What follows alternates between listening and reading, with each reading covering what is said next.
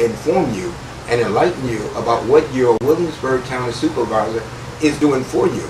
And there's quite a few other things that they're doing. He had his secretary email me over some of the things that they're doing in the community, and it is a very, very long list indeed. Once again, to join in, just dial 843-515-0081. 843-515-0081. Okay, Mr. Paisley, now you discussed some of the things you're doing in the community, and there's a lot of things that people can do actually to be a part of it. They can, in what ways can people join and become more active in their community, and some of the things that Williamsburg County is doing for them? Well, first of all, let me just say that we're in some difficult economic times. You know, internationally, certainly within our country, we're facing some of the most difficult economic times and issues since the Great Depression. A lot of things are needed, a lot of people are having great difficulty, and it is easy to think that government can address and cure all of these ills, but that's far from the case. And what we solicit from our citizens is that they become involved in taking advantage of the opportunities that are afforded to them when they become available.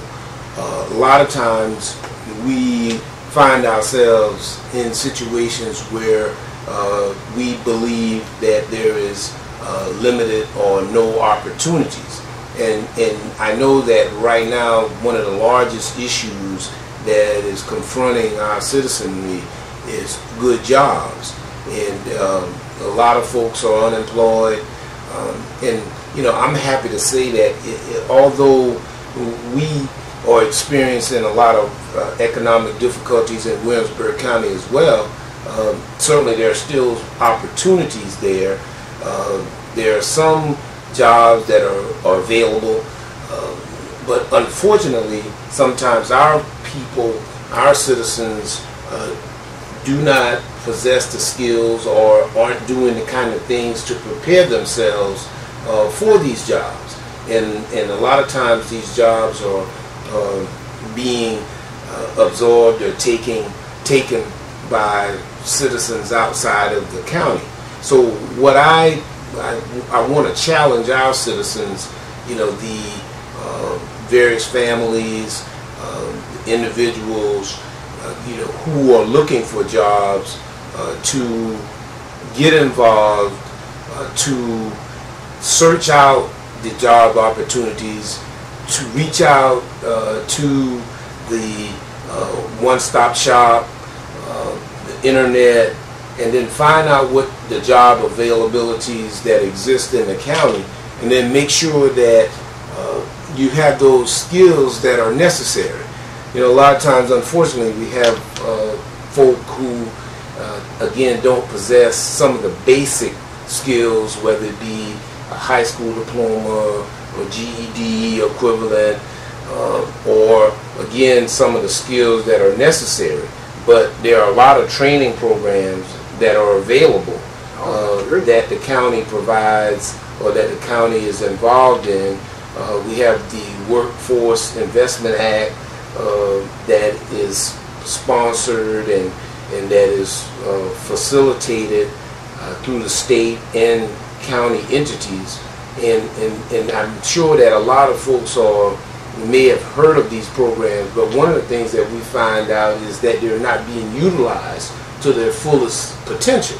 So what we ask is that we don't get down on ourselves, on our children, but we encourage them, and that we get involved, and that we come together as a community, as families, as church leaders, as the educational system, and then government.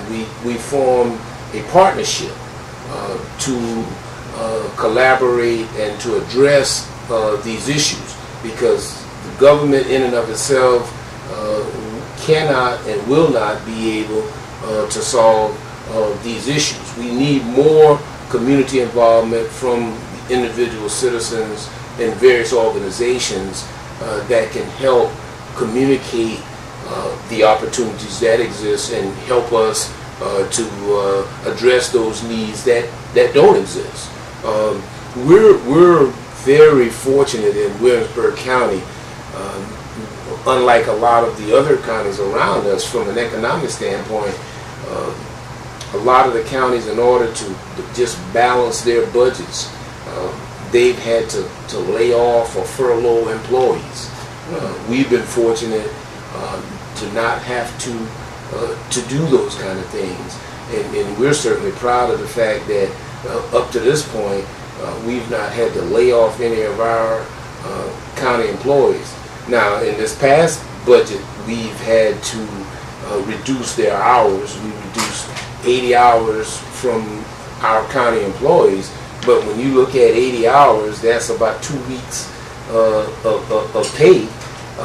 And I think rather than laying off employees, we've spread those issues across the entire employee base in Williamsburg County in order to maintain our level of services. We've not laid off any employees, and we've not had to reduce our services in any large noticeable manner. So that's beautiful. It's an ongoing challenge, but certainly we feel very good about what we've been able to do through these difficult economic times. Okay, that's outstanding. Now, he mentioned how you can take advantage of some of these programs that exist for you. One of the things he mentioned was the workforce, and I did a little studying, a little research on Williamsburg County. Now, that workforce has 30 new jobs that was introduced into the area, and you can, for immediate applications, and it's done through the workforce. So all of these programs that they've set up, and I commend you on not, they say they're saving these jobs and not laying off employees and things of that nature. They're not trying to cut down on any services, much needed services, at least in any noticeable, at any noticeable degree. So you need to take advantage of those services are there for you, and you need to get in contact with the people who can help you to best utilize those services that's already set up for you. And how can you do that? Is there a number they can call or a place they report to? The Williamsburg County One Stop office that's located on it's Thurgood Marshall, Martin Luther King Drive, excuse me. It's on Martin Luther King Drive, and I don't have the number right with me now, but I think everybody is very familiar with they call it the One Stop, but it's the Employment Security Commission office on Martin Luther King Boulevard. Beautiful. So you need to go down there and take advantage of that. You're just tuning in. You're listening to Solutions with yours truly, Michael Darnell, every Sunday right here on WDKD 1310 AM. And my host today, my guest today, anyway, my host, that would be me, wouldn't it? My guest today is Mr. Stanley Paisley. He's the Williamsburg County Supervisor. And we're going to have that, more discussions with them, important discussions. And if you'd like to join in, please just give us a call, 843-515-0081. Again, that's 843-515-0081. Now, we'll be right back with more with Mr. Stanley Paisley right after these important messages. Hello, I'm Michael. 1310 AM. My guest this afternoon is Mr. Stanley Paisley. He is the Williamsburg County Supervisor, and he's bringing up some very, very important information that you need to know about. Now, if you want to join in on this conversation, you may, simply by dialing 843-515-0081. 843-515-0081. Once again, that's 843-515-0081. Okay, and Mr. Paisley, again, we thank you so much for being here with us this afternoon. I'd like to know, what are some of the challenges that you've experienced during your tenure as the Williamsburg County Supervisor? I tell you, Mr. Darnell, it's been quite interesting. Some of the challenges that we've been confronted with have been very, very involved and very difficult to get our arms around. However, when we became county supervisor, we knew that we were going to be confronted with a number of issues. One of which I've touched on is the financial, economic viability of Williamsburg County. We wanted to assure that this county was going to be in a position to bring its economic well-being, that we would, maintain a financial health, good financial health and stability, in order for us to be viable once the economy subsides, the difficulty in the economy subsides, and we're in a position to move forward. The budgetary issues that we've been confronted with, there's been a steady decline of revenues from state government, from all of the normal sources that the county receives. To give you an example, in this past fiscal year, or in this current fiscal year, which began the 1st of July, we had to balance our budget.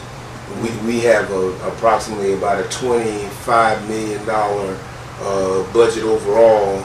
About $11 million of that comes from general funds, basically from taxes, either from the local residents or from state government. Now, you can imagine, when we started the budget process this year, we had a $1.2 million deficit, $600,000 of which was directly associated with cuts from state government. And I know you've probably been aware of some of the issues that we hear coming out of Columbia, but we've had to address the shortfalls of revenues in a manner that's unprecedented. Again, I'm in my first term, but I had members of council who have served over 20 years, and I had one finance committee member that served 16 years.